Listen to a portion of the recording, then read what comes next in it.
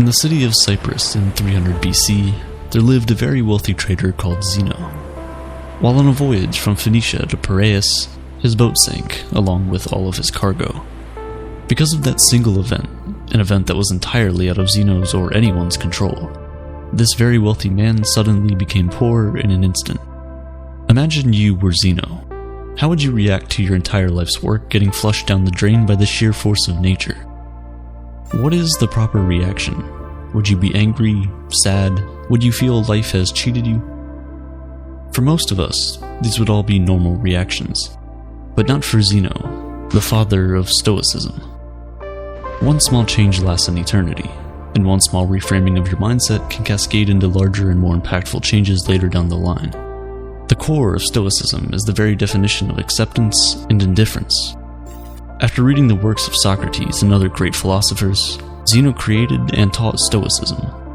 According to Zeno, although we don't have much control over what happens to us, we do have control of how it affects us, and we must use this control to great effect.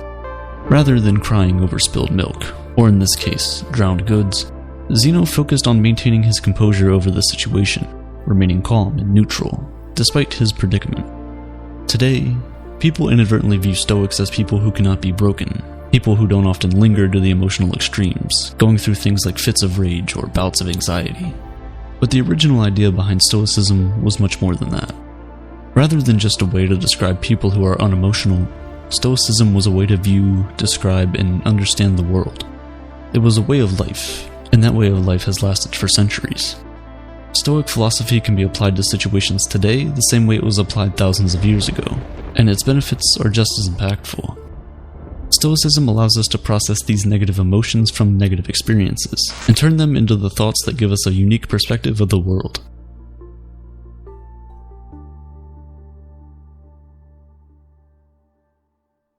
Perspective is everything, and everyone in the world has different experiences and thus different perspectives on things. Since the Stoics gathered, discussed, and taught philosophy in a public place, their general philosophy was widely known.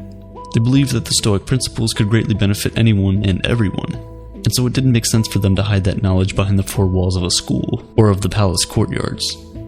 As a result, everyone from slave to emperor could learn and become a Stoic. And they did. Some of the world's most notable Stoics include Epictetus, which translates to acquired, as he was once owned as a slave, Seneca, who was a well-renowned statesman, and Marcus Aurelius, a Roman emperor and one of the most powerful men to have ever lived. The early Stoics practiced what they preached, avoiding all forms of segregation and leading the fight against inequality. They even invented the word cosmopolitan, which literally means citizen of the world. When people hear that word now, we think of cities like New York, Toronto, Dubai, and London because of how diverse they are. This was the type of unity and togetherness that the Stoics preached. Even at a time when it wasn't popular, women were allowed to freely learn about Stoicism and become Stoics themselves. So why do so many people adopt Stoicism as a way of life? In a world full of unexpected turns of events, our emotions can tend to get in the way of things.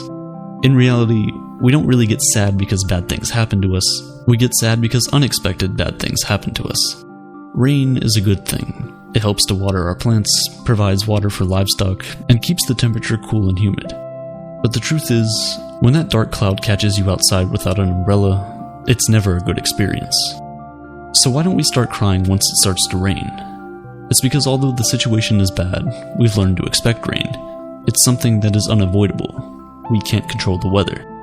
Although it sucks, the rain passes and the light returns.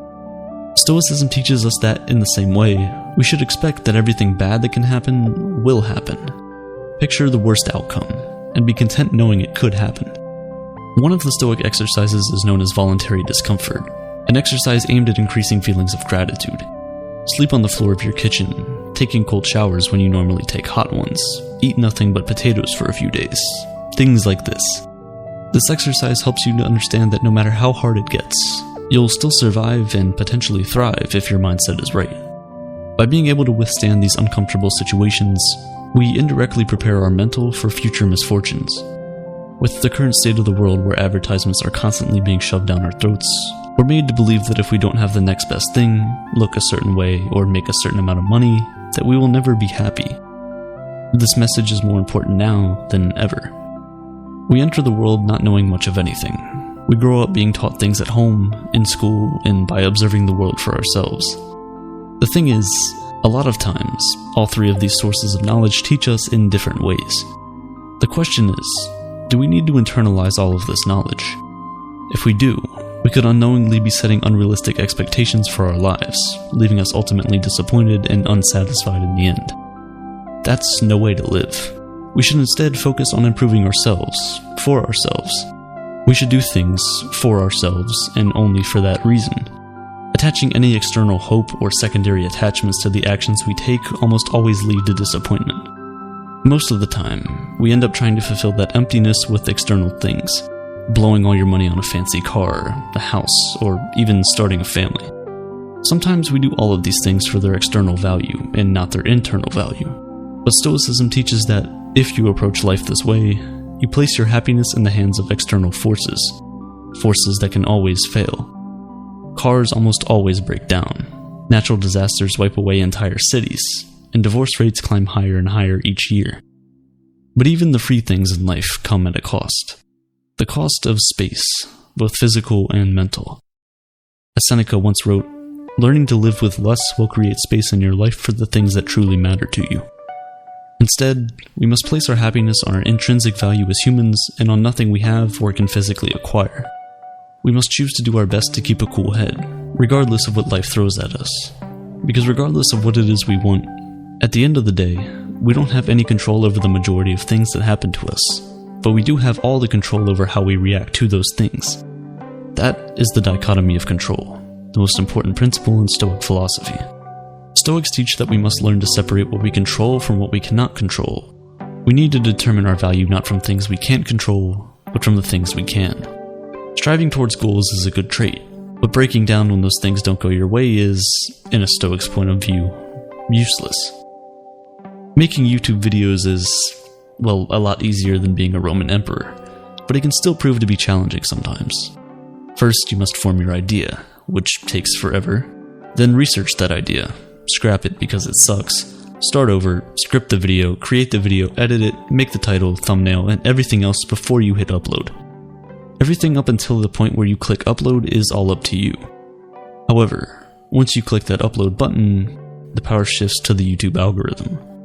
Still, a lot of people judge the success of their YouTube channel or Instagram account based on how many views and subscribers or followers they have, metrics of which, for the most part, are beyond your control. Stoics teach that instead, you should judge the success of your work based on the amount of effort you put in, and not on the outcome of your external hopes. Trust the process. Think about a person who has been working hard at their job for the past 6 months. He now feels he deserves a promotion, and so he walks up to his boss with his performance report. The boss says thanks, doesn't grant him the promotion, and he goes home thinking he must suck at his job. He doesn't consider that the boss might have simply woken up angry, someone else might have been better qualified at the time, or maybe the company was just losing money and couldn't afford it. He doesn't know the reason, but he's still upset. If he simply placed his value on the quality of the performance report he turned in, kept doing what he was doing to earn the promotion he wanted, he could have been much happier overall. With the right perspective, his goal wouldn't have been diminished, but just postponed. It's this reframing of your mindset that is crucial. A true Stoic does not view their successes based on the financial gain of their ventures, but is comforted by the fact that they can live a comfortable life without all the things money can buy. These are the 4 main virtues of Stoicism: wisdom, courage, temperance, and justice. Wisdom is being able to separate between what is internal and what is external, and the ability to choose our reaction to the things that happen to us. As Viktor Frankl said, between stimulus and response, there is a space, and that space is our power to choose our response. Courage. 2 words: persist and resist. Temperance, or moderation, is what I just did there, doing more with less, saying more with fewer words. While Jeff Bezos and Elon Musk are fighting at the top of the Forbes list, Stoics believe that the limit of wealth should simply be having what is essential, and then having what is enough. Justice is the most important of all the virtues. It instructs that no one should do harm to another because we were all born for each other, to do good to one another, and not to ourselves. Nelson Mandela was one of the most famous African leaders in the world. While he was fighting against apartheid, he got sentenced to life imprisonment, where he stayed for 27 years before finally being released. When he was released from prison, he was elected president of South Africa, and thus, many people thought he was going to brutally punish all the people that had anything to do with apartheid or his imprisonment. But of course, he did not. Throughout his time in prison, Mandela read the works of Marcus Aurelius and learned many of the core values of Stoicism, all of which he practiced throughout his life. Instead of calling for the heads of the wrongdoers, Nelson Mandela urged his people to instead seek the opposite, to relax and rebuild. He stressed that the past was now beyond their control, and that the only thing they could do was find a way to move forward and build a better nation. This is the way of the Stoic. In modern-day medicine, Stoicism is at the core of procedures like rational emotive behavioral therapy and logotherapy. REBT helps patients to identify negative thought patterns that might be causing emotional and behavioral issues. It allows you to challenge the reasoning behind all these negative thoughts with logic, and when you realize that many of them are unfounded, you can then replace them with more productive and healthier beliefs. Logotherapy, on the other hand, is based on the Stoic principle that humans are driven by purpose. Even in the darkest of situations, we can fill our lives with meaning and happiness by simply finding out what that purpose is. As many of us know, though, this is easier said than done. It's a process, much like everything else. We have to rewire the way we think, out with the old, in with the new. To fix our problems with happiness, we must practice self-worth. By redirecting our definition of value to the things that we can control, we can stop getting fixated on the things we cannot control. And overall, we can lead a much happier and more fulfilling life. Stoicism helps us steer through past and present storms into calmer and more peaceful waters. And if our ship sinks and we all drown, we can take peace in the fact that we lived a good life, albeit not as long as we had hoped. Because remember, everything has an end.